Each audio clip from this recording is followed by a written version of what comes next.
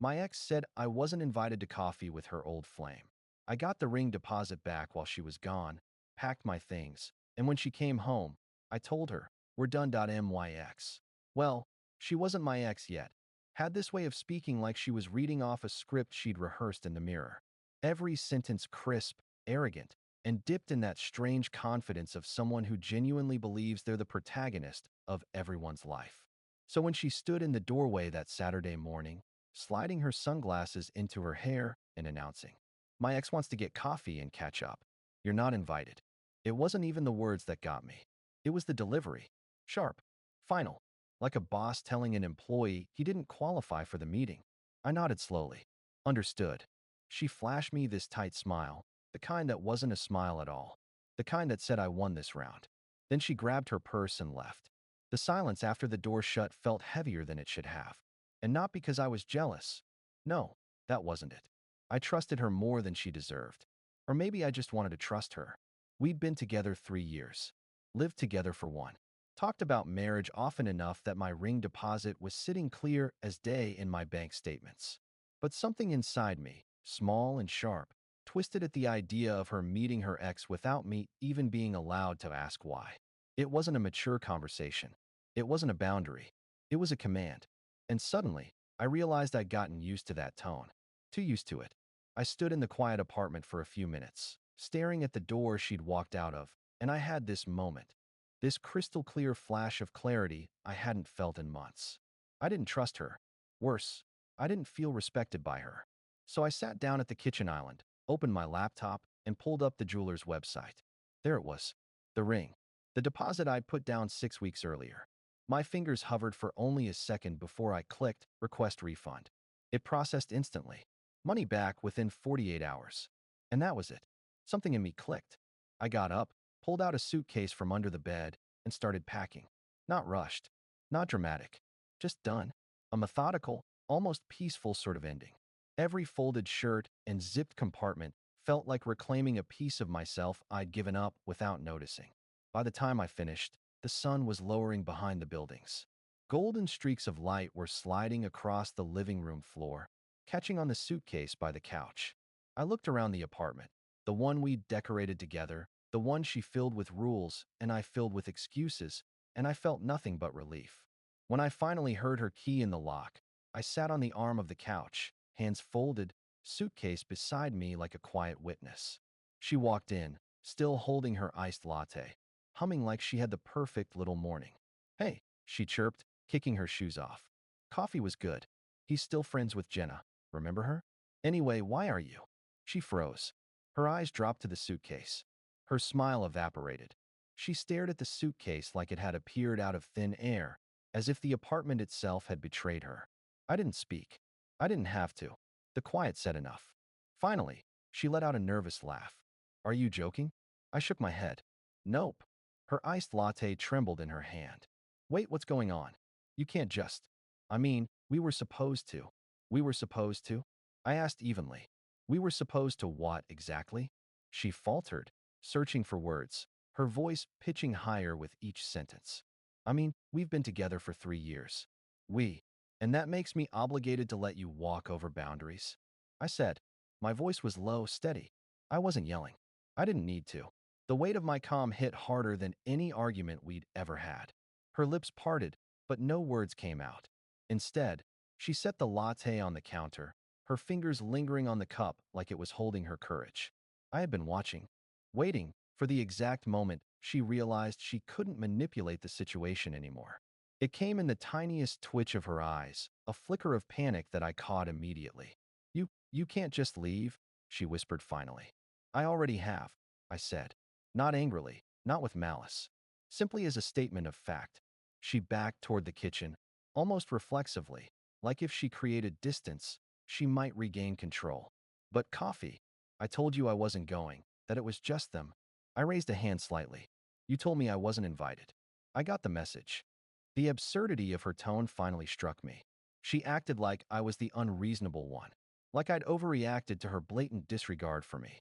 But by now, I had spent enough late nights thinking, pacing, rehearsing, and feeling the simmering tension in my chest to know exactly what I had to do. I picked up the suitcase. It was heavy enough to feel like closure. "Where are you going?" she asked, her voice shaking slightly now. The bravado from earlier was gone. "Somewhere I can breathe," I said. She stepped closer, almost pleading. "You can't just. What about the apartment? The lease? The ring deposit?" I smiled faintly. "The ring deposit is back in my account.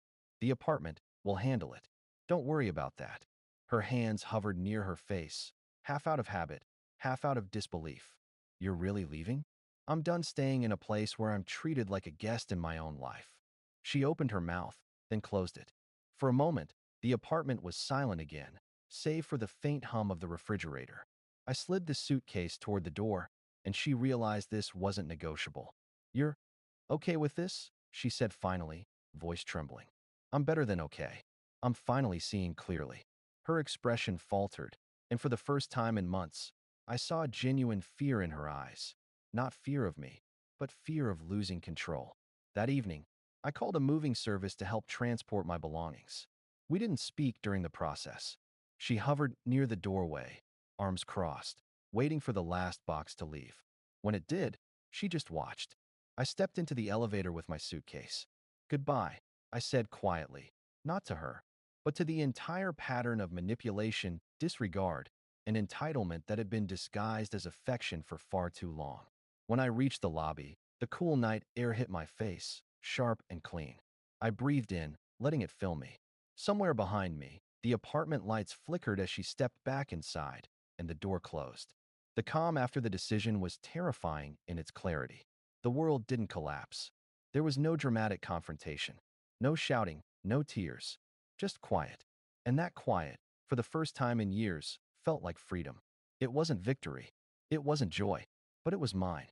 And I knew that, whatever happened next, whatever calls, texts, or attempts she made to pull me back, I had already taken the first step towards something I hadn't allowed myself to do in a long time. Putting myself first. Update 1. The first message came the next morning. My phone buzzed while I was in a coffee shop, savoring a rare moment of calm. It was from her. "We need to talk. You can't just leave like this." I didn't respond.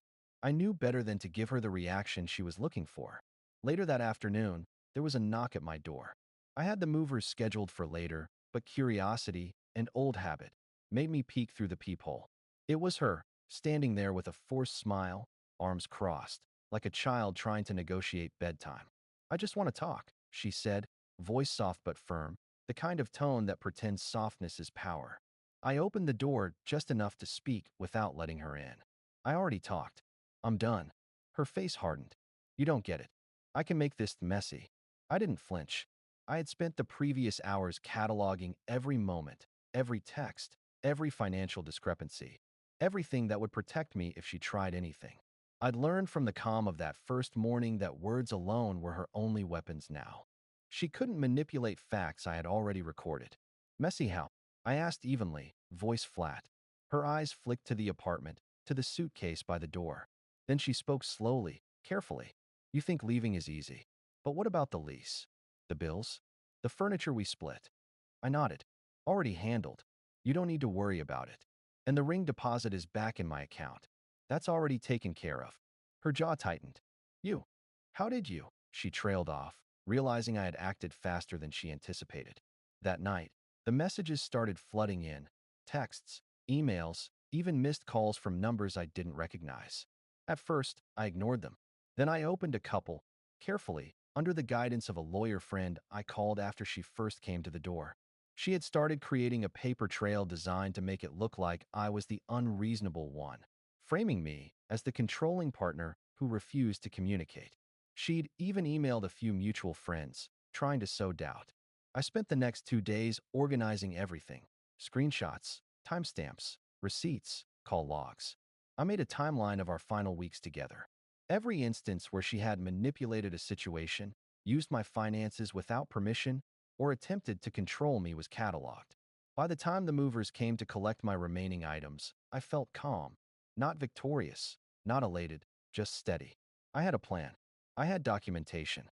And most importantly, I had clarity. When she tried one last text as I was locking the apartment door, "You'll regret this. You can't just erase me from your life." I didn't reply, because I knew the truth.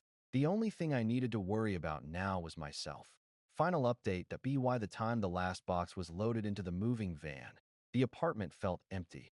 Not because it had lost a person, but because the tension that had hung over it for months had finally lifted. The furniture, the photos, the gifts, even the little things she had left behind all looked like props from a life I didn't belong to anymore. I stood on the sidewalk, suitcase in hand, and watched the building behind me. She was inside somewhere, pacing, phone in hand, probably sending another barrage of texts or emails that I wouldn't see. And I didn't care. The first week after moving into a small studio across town was strange. I kept expecting her to show up, to yell, to beg, to manipulate, but she didn't. The silence was disorienting at first, heavy in the way only absence can be. But gradually, it became peaceful. I realized that the calm I had been craving all these years wasn't found in her approval or even in our shared routines. It was in my own space, my own boundaries, my own decisions. She tried one last attempt at contact 2 days later. A text. Are you really going to let this go so easily? I read it, then set my phone down. The temptation to respond was faint, but I didn't. Not because I was stoic, not because I was angry, and certainly not out of spite. I didn't respond because the conversation was over the moment I decided to leave. Any engagement would have been a foothold for her manipulation. Weeks passed. Mutual friends asked questions. She tried to spin stories to them, implying I had abandoned her, that I was irrational, that I had overreacted. But I stayed silent. Silence became my shield. If anyone asked, I gave short, factual answers. We broke up. I moved out. That was it. I didn't need to justify my actions to anyone but myself. Over time, I began to notice changes in myself. I was calmer, more deliberate. I noticed my own patterns, the compromises I'd made too easily, the moments I had excused behavior that was disrespectful or controlling. I began therapy to untangle the threads of guilt and self-doubt she had planted over the years. I started reconnecting with friends I had neglected, rebuilt routines I had sacrificed, and rediscovered the small joys I had pushed aside in the haze of her constant drama. The ring deposit? That was a small victory, but it symbolized more than money. It was a reclaiming of agency, a reminder that I could make decisions for myself without fear or guilt. I never saw her again. Not in person, not through mutual friends, not on social media. There was no confrontation, no dramatic reveal, no apology. Just quiet. And in that quiet, I realized the weight of the lessons I had learned. The final understanding settled over me slowly. Relationships, even long ones, can hide patterns of control and manipulation that are invisible until you step back. And leaving isn't a failure, it's recognition. Recognition of your own worth, your own boundaries, and your right to be treated with respect. I learned to trust my instincts again, to listen to that quiet, insistent voice that had been trying to warn me for months. I learned that calm, deliberate action, even in the face of manipulation, is more powerful than any argument or confrontation. And most importantly, I learned that reclaiming yourself isn't instantaneous. It's a process, slow, careful, and deeply personal. Some nights, I still remember her voice, sharp and rehearsed, and the smugness in her announcement about coffee with her ex. But now it doesn't sting. It doesn't command me. It's just a reminder of how far I've come and how much I can protect my own peace if I prioritize it. Freedom isn't dramatic. It isn't loud. It isn't immediate. It is quiet. It is deliberate. And it is mine. One suitcase, one refund, and one resolute decision at a time. I am finally walking away, not in anger, not in spite, but with clarity. And for the first time in a long time, I am fully myself.